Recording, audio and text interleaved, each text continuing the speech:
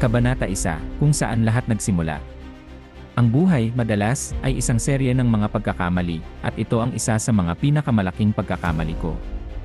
Nagising ako sa kalagitnaan ng isang pagtatalumpati, ang boses ng nagsasalita ay tila lumalabas mula sa isang malakas na mikropono. Pagdilat ko ng mga mata, ang refleksyon ko sa screen sa likuran ng nagsasalita ay nagpapatunay ng aking kahihiyan, ang aking pagtulog sa gitna ng isang mahahalagang presentasyon. Unti-unti ang mga alaala ay bumalik.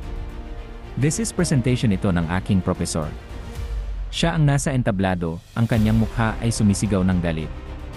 Isang estudyante ang nakatulog sa harap ng mga respetadong profesor at mahahalagang personalidad sa industriya. Ako. Ang kanyang titig ay tumuon sa akin, ang titig ng isang taong handang magparusa sa sinumang gumulo sa kanyang maayos na plano. At ako ngayon. Pagkaraan ng ilang sandali, ang kanyang tinig ay pumutol sa katahimikan. Sir, kung kaya mong matulog, ibig sabihin ay master mo na ang paksa at hindi mo na kailangang makinig. Sige nga, ipaliwanag mo ang bahaging ito. Patay na ang bulong ng aking isipan. Ngunit wala na akong magawa, kailangan kong harapin ang sitwasyon. Wala na rin namang mawawala. Si Professor Rotem, ang kanyang galit ay nag-aalab. Sa araw na dapat sana'y mag-iwan siya ng marka sa kasaysayan ng industriya ng teknolohiya, isang estudyante ang nagpasya na matulog. Habang tinititigan niya ako, naalala niya na isa ako sa mga estudyanteng may limitadong kakayahan na tinanggap niya sa kanyang klase upang mapatingkad ang kanyang reputasyon. At ngayon, ito ang kanyang pagkakataon upang magbigay ng leksyon. Hindi siya maaaring magkamali. Ang kanyang thesis ang magtataas ng kanyang pangalan sa komunidad ng teknolohiya. Tumayo ka. Ikaw na natutulog dyan, tumayo ka. Gusto niyang ipakita sa lahat na ako'y nakatulog sa isang mahalagang sandali sa kasaysayan. Isang sandaling, kahit balikan pa ng mga tao sa hinaharap, ay maiintindihan nila kung bakit niya ako pinahiya. Habang pinagmamasdan niya ang aking pagkatulala, dinagdagan pa niya ang aking paghihirap. Dahil kaya mong matulog, ibig sabihin mas alam mo pa sa amin. Ipaliwanag mo ang bahaging ito, sabay turo sa pinakamahirap na bahagi ng presentasyon. Inaasahan niya ang aking pagkapahiya, ngunit ang aking tugon ay hindi niya inaasahan. May mali po dyan. Nani. Ang kanyang mga kilay ay tumaas, ngunit ang kanyang tinig ay nanatiling kalmado. Isa lamang naman akong estudyanteng nakatulog. Aba, mukhang inaantok ka pa rin. Umupo ka na. Ngunit hindi ako umupo. Hindi po, sir. May mali po talaga dyan. At sinimulan kong ipaliwanag ang mga pagkakamali. Unti-unting nawala ang sigla sa mukha ng profesor. Nakita niya kung paano guguho ang kanyang reputasyon sa bawat salitang binibigkas ko. Ang mga pagkakamali ay halata, ngunit hindi napansin ng iba dahil sa kanyang reputasyon. Paalisin, Ian! Sigaw niya sa mga gwardiya. Ngunit sa halip na katahimikan, kaguluhan ang sumunod. Hindi makapaniwala ang mga tao na ang mga pagkakamali ay nakalusot hanggang sa pag-apruba ng presentasyon. Hindi ko noon alam na ang profesor ay si Eli Yehuda Rotem Rothschild, isang makapangyarihan at maimpluwensyang tao. At habang patuloy kong binibigkas ang aking mga paliwanag, hindi ko alam na doon na nagtatapos ang aking normal na buhay. Hinablot ako ng mga gwardiya at pilit na inilabas. Doon ko lang napagtanto, talagang patay na ang aking kinabukasan. 2 linggo ang lumipas. Nag-leave ang profesor dahil sa stress. Ako? Wala akong magawa kundi ituloy ang aking buhay. 3 linggo na lamang at sana'y magtatapos na ako ng pag-aaral. Pumunta ako sa campus upang isumite ang aking thesis, ang huling kinakailangan para sa aking pagtatapos, dahil pasado na ako sa lahat ng aking mga pagsusulit. Pagkatapos kong isumite, wala na akong magawa kundi maghintay para sa pagsusuri at schedule ng pagtatanggol. 1 linggo ang lumipas at nakatanggap ako ng isang email. Akala ko ay ang schedule na ng pagtatanggol. Ngunit hindi. Paksa, paanyaya sa disciplinary committee, akusasyon ng pagnanakaw at plagiarism ng thesis. Mahal na Aaron, nais naming ipabatid na may itinakdang meeting ang disciplinary committee para talakayin ang mabigat na akusasyon ng thesis theft laban sa iyo. Gaganapin ito sa May 12, 2013, 10 oras 45 minuto dahil sa Faculty of Engineering. Mahalaga na magpakita ka para ipaliwanag ang iyong panig. Kung hindi ka dadalo, magdedesisyon ang komite batay sa ebidensyang mayroon sila. Lubos na gumagalang. Disciplinary Committee. Nanlumo ako. Alam kong walang katotohanan ito, 5 plagiarism checker na ang aking ginamit at wala namang lumabas na anumang pagkakatulad sa aking gawa. May mali o may nagtatangka sa akin? Sumagot ako upang sabihin na baka may pagkakamali, ngunit tila desidido na sila. Kaya naghanda ako para sa meeting. Dumating ang araw at pagpasok ko, naroon ang 4 na propesor. Halata ang kanilang pagkiling. Ano man ang aking paliwanag, tila hindi nila ito naririnig. Sa ika-negatibo, 45 minuto, alam ko na, desidido na sila bago pa man magsimula ang meeting.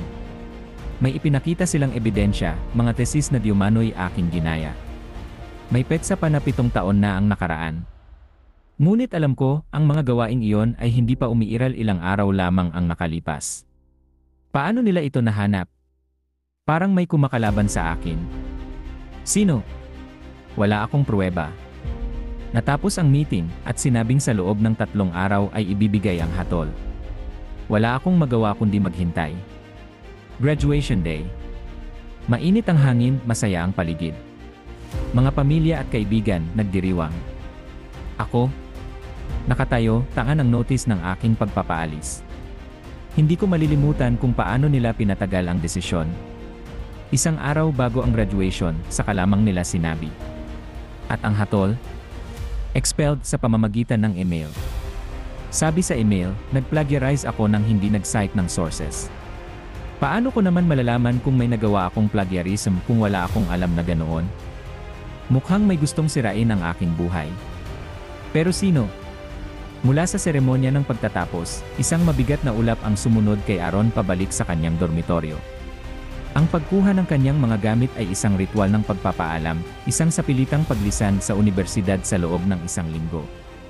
Ang kanyang apela, isang manipis na hibla ng pag-asa, ay tinanggihan ng pamunuan. Ang matibay na ebidensya, isang pariralang nakaukit sa kanyang isipan, ay nagsara ng anumang pinto para sa muling pagsusumamo. Ang payo. Ihanda ang sarili sa pag-alis bago pa siya sa pilitang paalisin. Puno ng mapait na panghihinayang at naggangalit na galit, iniwan ni Aaron ang mga gusaling minsang nagsilbing tahanan. Ang akusasyon ay isang bagyo na nagwasak ng kanyang mga pagkakaibigan. 2 na lamang ang natitira, ngunit hindi man lang siya sinamahan sa kanyang pag-alis dahil sa isang mandatoryong pagpupulong para sa mga nagtapos. Ang iba, mga dating kaibigan, ay mabilis na tumalikod nang kumalat ang balita. Sa pagdating sa kanilang tahanan, sinalubong siya ng mga magulang na uhaw sa buong katotohanan, hindi lamang ang mga pira-pirasong balita na kanilang narinig. Ngunit ang ekspresyon ni Aaron, isang halo ng pagkadurog at galit, ay nagsabi na ng lahat. Sa gitna ng mga luha, isinalaysay niya ang lahat, ang hindi makatarungang pagpapatalsik, ang kasalanang hindi niya ginawa, ang bigat ng isang maling akusasyon. Ang kanyang mga magulang, tahimik na nakikinig, ay hindi makapaniwala sa kanilang naririnig. Matapos ang mahabang paglalahad, ang tanong ng kanyang mga magulang ay nag-udyok sa kanya, ano ang iyong plano ngayon, anak? Isang mapait na buntong hininga ang tugon ni Aaron, isang pag-amin sa kanyang kawalan ng kakayahan, hindi ko alam kung saan magsisimula. Wala nang pag-asa para sa apela. Ang pagsasampa ng kaso ang tanging paraan, ngunit alam nating hindi natin kayang tustusan iyon. Ang mga magulang, tahimik na nag-unawa. Hindi ito pagsusumbong, kundi isang pagbabahagi ng katotohanan, isang pag-amin sa kanilang kawalan ng kakayahan. Kaya kailangan kong maghanap ng part-time na trabaho. Walang diploma, at karamihan sa mga trabaho sa aking larangan ay nangangailangan nito, malungkot na sabi ni Aaron. At mahihirapan pa rin ako dahil sa kumalat na balita. Sira na ang aking reputasyon. Ang mga magulang ni Aaron, mga taong nagsikap at nagsakripisyo para sa kanyang edukasyon, ay ngayon ay nakaharap sa isang bagong hamon. Ang kanilang kakayahan ay limitado, at ang pagpondo sa isang legal na laban ay lampas sa kanilang abot. Habang pinipigilan ni Aaron ang pagdaragdag ng kanyang pasanin sa kanyang mga magulang, isang email ang dumating, isang email na halos magpahinto sa kanyang paghinga. Mahal na Aaron, dahil sa iyong pagpapatalsik, kinakailangan mong bayaran ang kabuuang halaga ng iyong scholarship. Nauunawaan naming mahirap ito, ngunit ito'y isang hakbang na kailangan para mapanatili ang integridad ng aming programa. Makipag-ugnayan sa aming opisina upang pag-usapan ang mga opsyon sa pagbabayad. lubos na gumagalang. Scholarship Program Coordinator. Ang pagkaputla ni Aaron ay napansin ng kanyang ina. Aaron, ano ang nangyari? Ang tanong nito, puno ng pag-aalala. Ngunit ang isip ni Aaron ay abala sa pagkalkula ng utang, isang halagang umaabot sa mahigit $246,000 para sa 4 na taon ng scholarship. Isang halagang halos magpahinto sa kanyang puso. Ang pag-alog ng kanyang ama ang pumigil sa kanya sa pagkawala ng malay. Hindi niya ipinakita ang email sa kanyang mga magulang upang hindi sila mag-alala. Sinabi na lamang niya na ito'y kumpirmasyon ng kanyang pagpapatalsik. Alam ng mga magulang na may tinatago siya, ngunit hindi na nila ito pinilit. Habang natutulog si Aaron gamit ang gamot sa pagtulog, isang kakaibang bagay ang bumagsak mula sa langit at tahimik na tumagos sa kanyang ulo. Unti-unti itong nag-assimilate sa kanyang utak at katawan. Isang tinig ang kanyang narinig. Ding! System assimilating 10%, 30%, 50%, 99%, 100% system assimilation completed. Habang nag-assimilate ang system, nadiskubre nito ang umiiral na magic energy sa mundo, ngunit walang sinuman, kabilang si Aaron, ang kayang gamitin ito. Walang koneksyon sa main server, kaya naghanap ito ng solusyon. Matapos ang paulit-ulit na pag-request, nagtagumpay ang lokal na system na mag-update at nagbigay ng solusyon. Runic Codex found suitable air-give user. System upgrade complete. Advanced Technology System bound. Ding!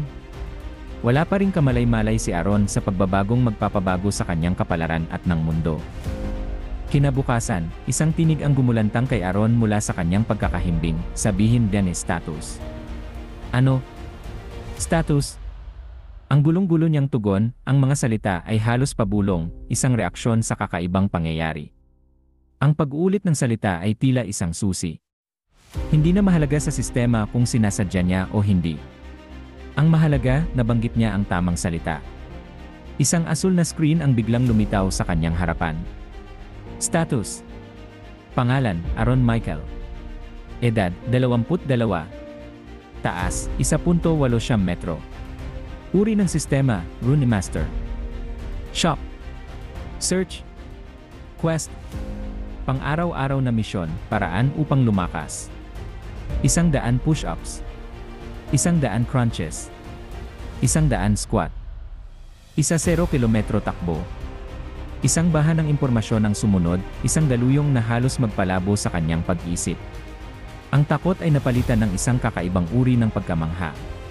Unti-unti, ang impormasyon ay nag-sink in, na parang isang puzzle na nabuo sa kanyang isipan, isang kaalaman na tila ba matagal na niyang alam. Nang tumigil ang pagdaloy ng impormasyon, isang kalmado, ngunit mausisang Aaron ang nagsimulang suriin ang kanyang bagong realidad.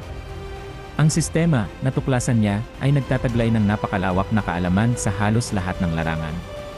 Ngunit ang pag-access dito ay nangangailangan ng system points. Ang paghahanap ay simple. Ang sistema ay magpapakita ng listahan ng kaalaman at ng kaukulang presyo. Pagkatapos ng pagbili, ang impormasyon ay agad na ma-assimilate sa kanyang isipan.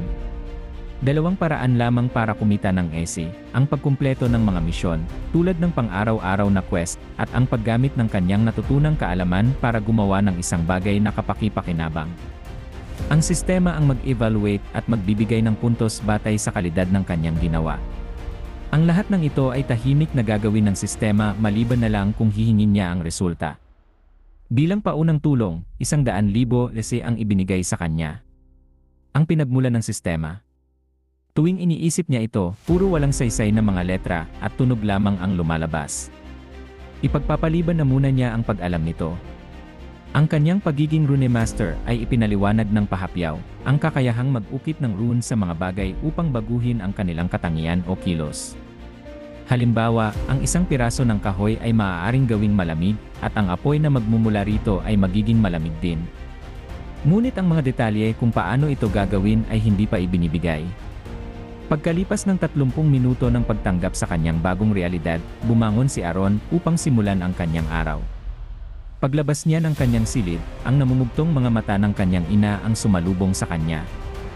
Isang matinding sakit ang kanyang nadama. Gagawin niya ang lahat upang hindi na muling umiyak ang kanyang ina dahil sa kanya.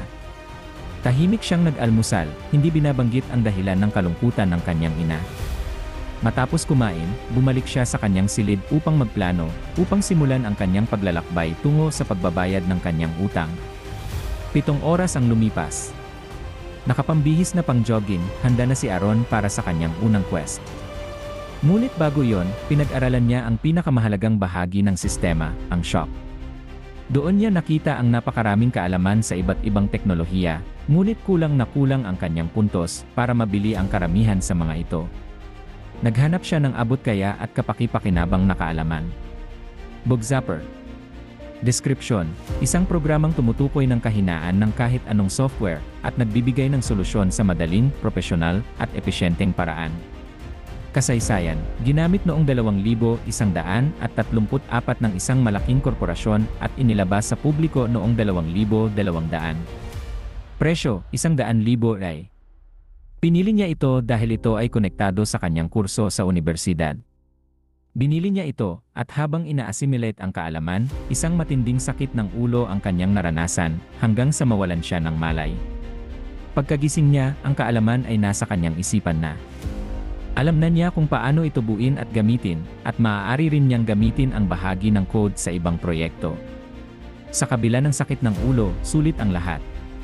Nang makita niyang zero na ang kanyang essay, isang lungkot ang kanyang naramdaman. Sana raw ay may unlimited day siya para makuha agad ang lahat ng gusto niyang matutunan. Tumayo siya, nagpalit ng damit at lumabas para mag-jogging. May misyon siyang kailangang tapusin, kahit maliit lang ang gantimpala, puntos pa rin yon. At doon nagsimula ang paglalakbay ni Aaron kasama ang sistema, tumatakbo upang simulan ang unang hakbang sa pagbabago ng kanyang kapalaran. Hinal na hinal si Aaron, ang katawan ay nanlalata matapos ang matinding push-ups sa damuhan ng parke. Nang bumalik sa normal ang kanyang paghinga, isang magaan at swebe na pagtakbo ang kanyang sinimulan, ang mga paa ay humahampas sa lupa sa pare-parehong ritmo, ang luntiang kapaligiran ay nagsisilbing saksi sa kanyang pagsisikap. Sa bawat hakbang, ang pagbuhay ng kanyang mga kalamnan ay kanyang nadarama, ang malambot na lupa ay sumasalubong sa kanyang mga paa. Ang umagang araw ay nagsabog ng liwanag, lumilikha ng mahahabang anino, habang siya ay tumatakbo sa malawak na espasyo, ang kanyang mga pandama ay gising at alerto sa kanyang paligid. Sa kabila ng pagod, ang determinasyon ay nagtulak sa kanya. Ang bawat hininga ay malalim at maayos, ang kanyang katawan ay gumagalaw na parang isang atletang nasa rurok ng kanyang lakas. At pagkatapos, isang screen ang lumitaw sa kanyang harapan, hudyat ng pagtatapos ng kanyang pagsasanay. Ding! Mission kumpleto. Gantimpala 100 system points. Matapos makabawi ng hininga, tiningnan niya ang kanyang system points, 400 lamang. Alam niya na ang pinakamurang item sa system shop ay nagkakahalaga ng humigit kumulang 85,000 system points. Isang mahabang pagtakbo pa, o isang mahusay na paggamit ng kaalaman mula sa sistema, ang kailangan niya upang mapunan ang kakulangan. Pag-uwi niya, ang kanyang ina ay nanonood ng telebisyon. Tapos ka na ba sa pag-ehersisyo? Tanong ng kanyang ina habang nilalaro ang remote. Medyo natagalan dahil nagpahinga ako sa gitna ng pagtakbo, sagot ni Aaron. Hindi naman ako tutol, pero bakit bigla kang nag-umpisang mag-ehersisyo? Kailangan ko lang ng paraan para mailabas ang stress ko, ma, baka mabaliw na ako sa kaisip. Pagod kasi ako, kaya hindi ako makapag-isip ng mga komplikadong bagay. Nakakatulong ito sa akin na huwag malugmok sa depresyon, paliwanag ni Aaron, kalahati lamang ang katotohanan, hindi binabanggit ang tunay na dahilan, ang misyon. Sige, alam mong lagi kang pwedeng mag-open sa akin, ha? Ang malumanay na tugon ng kanyang ina, isang pagpapakita ng pagmamahal at pag-aalala. Siyempre, maalam ko yan. Isang ngiti ang sumilay sa labi ni Aaron, isang pag-amin sa suporta ng kanyang pamilya. At iyon ang huling tulak na kailangan niya para simulan ang kanyang unang hakbang tungo sa isang mas magandang kinabukasan. Nakaupo si Aaron sa kanyang upuan matapos maligo, ang isip ay abala sa pag-isip kung paano gagamitin ang kaalamang nakuha niya mula sa sistema. Hindi niya kayang gayahin ng buo ang programang ibinigay ng sistema. Masyadong advanced ito para sa kasalukuyang internet infrastructure. Kailangan niyang i-adjust at gawing simple ang programa upang gumana ito sa kasalukuyang mga programa at website. Isang linggo ang kanyang ginugol sa pagpaplano kung paano babaguhin ang programa nang hindi nawawala ang kakayahan nito. Para itong pagsasalin ng wika, ang programang ibinigay ng sistema ay para sa mga programang isinulat noong 2100 pataas. Kailangan niyang i-translate ito para gumana sa mas luma pang mga programa. Kaya nagsimula siyang gumawa ng kanyang sariling programa, dahan-dahan at maingat, sinisigurado niyang kayang tukuyin nito ang iba't ibang kahinaan ng isang system at maipaliwanag ito sa paraang maiintindihan ng tao. Ang unang function pa lamang ay malakas na, ngunit ang ikalawang function ang magpapadoble ng kanyang kita, ang pagmumungkahi ng solusyon para sa mga kahinaang natuklasan. 2 linggo ang ginugol niya sa paggawa ng programa, at sa panahong iyon, sinagot niya ang email mula sa scholarship department. Kailangan daw siyang makipag-meeting para pag-usapan ang plano ng pagbabayad. Nang sabihin niyang hindi pa siya makakapunta, nagpadala sila ng iba't ibang plano. 1. Lump sum payment. 2. Installment plan. 3. Income-driven repayment plan. Ngunit bawat isa ay mahirap para sa kanya sa iba't ibang dahilan. Ang lump sum ay hindi niya kaya. Wala pa siyang kahit ikalimang bahagi ng halaga. Ang installment ay mahirap din dahil sa sobrang taas ng interest, 15%. Ang income-driven plan ay hindi niya mapipili dahil wala pa siyang kita. Pagkatapos ng mahabang pag-isip at sa pagpupumilit ng kabilang panig na magdesisyon na siya, pinili niya ang installment plan na may 15% interest, ang pinakakaunting masama. Isang hinala ang sumagi sa kanyang isipan. Parang may gustong magpahamak sa kanya. Sa kontrata ng scholarship, ang interest ay pwedeng pumili mula 2.5% hanggang 15%. Sabi ng iba, kahit ang pinakamataas na binigay sa isang estudyanteng nagkasala ay 9% lang. Bakit siya 15%? Sino ang may pakana nito? Alam niyang lugi siya kung magbabayad siya ng $1,000 kada buwan sa loob ng 27 taon, aabot ito sa halos $1,239,000 dahil sa interes.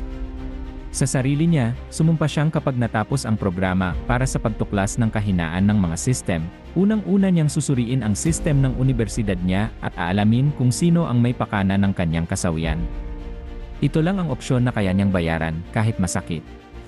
Ang tanging kaaliwan niya ay nareschedule niya ang meeting sa loob ng 2 buwan kung saan pwede siyang pumili ng bagong plano. May 2 buwan siyang palugit bago magsimula ang bayad. Kaya kailangan niyang kumita ng sapat na pera sa loob ng 2 buwan na yon, kundi mapapasubo siya sa mahigit $1,000,000 na utang. Nang matapos niya ang programa, tinupad niya ang kanyang pangako, sinubukan niya ito sa sistem ng unibersidad. Ang programa ni Aaron ay nagsimulang suriin ang bawat kahinaan sa sistema ng unibersidad, isang digital na paglusob na nagsiwalat ng nakakagulat na katotohanan. Ang firewall ng unibersidad, na inaasahang isang matibay na depensa, ay naging parang manipis na papel sa harap ng programa. Kahit na malaki ang pinagastos ng unibersidad sa seguridad ng kanilang sistema, sa paningin ng programang ginawa ni Aaron, ito ay parang isang bata na nakikipaglaban sa isang tangke ng digmaan, walang kalaban-laban. Ang bawat kahinaan ay detalyadong inilarawan, ang mga paraan ng pag-exploit ay inilatag ng malinaw, sa paraang kahit isang baguhang programmer ay kayang pasukin ang sistema. Pagkalipas ng 7 oras, ang programa ay patuloy pa ring naglilista ng mga kahinaan. Maraming dahilan kung bakit ganito katagal ang proseso. Una, ang murang computer na gamit ni Aaron, isang bunga ng limitadong pinansyal na kakayahan ng kanyang pamilya. Ang init na nagmumula rito ay halos magprito na ng itlog.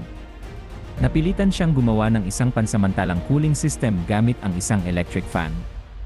Pangalawa, ang programa ay ginawa noong 2,100 na.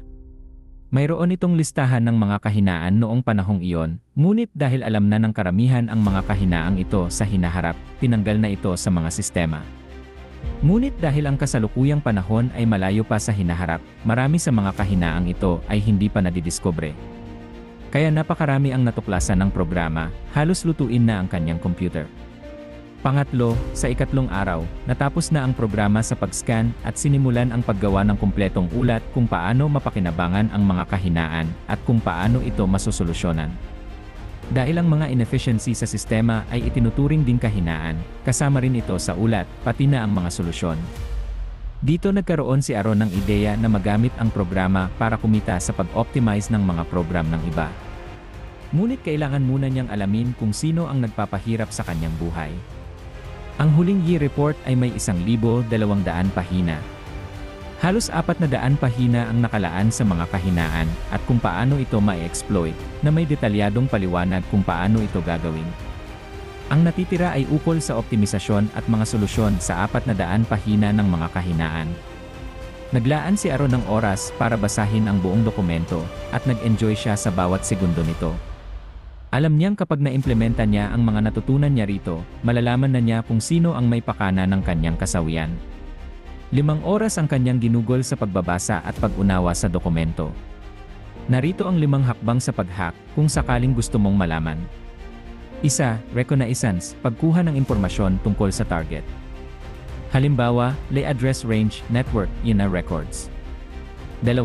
Scanning, paggamit ng tools tulad ng dialers, port scanners, network mappers, sweepers, at vulnerability scanners. 3. Gaining access, pagbuo ng plano para pasukin ang system batay sa datos na nakuha sa unang 2 hakbang. 4. Maintaining access, pananatili ng access para sa susunod na exploit o atake. 5. Clearing tracks, pagtatakip ng bakas tulad ng pag-delete ng email, server logs, temp files, at iba pa. Dahil halos nagawa na ng programa ni Aaron ang karamihan sa mga hakbang, isa na lang ang kailangan niyang gawin, ang ikatlong hakbang, gaining access. Hindi na niya kailangang gawin ang ika-4 at ika-5 hakbang dahil walang maiiwang bakas ang paraan ng pagpasok ng kanyang programa. Nakaupo si Aaron sa harap ng computer, ang kamay ay nanginginig sa galit. Ang kanyang binabasa ay mga email mula kay Professor Eliehuda Rotem Rothschild, na ipinadala sa isang miyembro ng Disciplinary Committee at sa Scholarship Department. Email 1, Subject, Request for Disciplinary Hearing for Student. Isang kahilingan para sa disciplinary hearing laban kay Aaron dahil sa diumano'y paglabag sa Code of Conduct at Academic Integrity ng Universidad. Handa raw ang professor na magbigay ng ebidensya at testimony. Doon niya napagtanto na ang professor ang may pakana ng lahat. Lalo na nang maalala niya ang bakasyon ng professor pagkatapos ng thesis presentation, naghahanda pala ito para sirain siya dahil sa kahihiyang kanyang idinulot. Email 2, Subject, Request for Aaron's repayment plan to be maximum amount of the allowable interest rate. Isang kahilingan na gawing 15% ang interest rate ng utang ni Aaron para raw magsilbing halimbawa sa iba at parusa sa kanyang pagkakamali. Napamura si Aaron sa galit. Pwede niyang gamitin ang mga email na ito para idemanda ang professor at universidad, ngunit mapanganib dahil kailangan niyang ipaliwanag kung paano niya nakuha ang mga pribadong email na ito. At hindi pa rin niya alam kung paano pineke ng professor ang ebidensya. Mas mabuting maghukay pa siya ng mas maraming impormasyon. Ngunit kahit papaano, gumaan ang kanyang pakiramdam. Alam na niya kung sino ang nasa likod ng lahat. Wala na ang takot sa hindi alam. Bagaman hindi pa niya alam ang eksaktong dahilan, alam niyang oras na para planuhin ang kanyang paghihiganti, ngunit kailangan muna niyang maunawaan ang buong dahilan bago niya alamin kung gaano kabigat ang kanyang gagawin. Sa kabila ng lahat, natuwa siya dahil sa husay ng kanyang program. Ibig sabihin, nagsimula na ang unang hakbang ng kanyang plano para sa isang mas magandang kinabukasan. Matapos ang matagumpay na paglusob sa sistema ng universidad at ang pagtukoy sa kanyang kalaban, isang kalmado, ngunit determinado si Aaron. Ang paghihiganti ay pansamantala. Ang prioridad ay ang pagbabayad ng kanyang utang at ang pag-iwas sa mas malalaking problema sa hinaharap. Ang kanyang unang target, isang organisasyon na may malaking halaga ng data at isang malaking user base na magiging lubhang sensitibo sa anumang pagtagas ng impormasyon, isang organisasyon na handang magbayad ng malaki para sa seguridad ng kanilang data. Ang mga social media sites ang kanyang napili. Sinimulan niya ang masusing pagsasaliksik, ang pagtitipon ng impormasyon bago magpasya kung alin ang unang sasalakayin. Ito ang kanyang nalaman. Facebook, tinatayang halaga sa merkado, $63 bilyon, may 1.11 bilyong buwanang aktibong gumagamit. YouTube, hindi inilalabas ang halaga sa merkado, pero may 1 bilyong natatanging buwanang bisita. Zone, may 577 milyong rehistradong user, halaga sa merkado hindi alam. Sina Weibo, halaga sa merkado, $3.3 bilyon, may 500 milyong rehistradong user. Google panandang pandagdag, mahigit 500 milyong rehistradong user, halaga sa merkado hindi alam. Twitter, hindi inilalabas ang halaga sa merkado, 200 milyong buwanang aktibong gumagamit. LinkedIn, halaga sa merkado, $20.5 bilyon, may 225 milyong rehistradong user.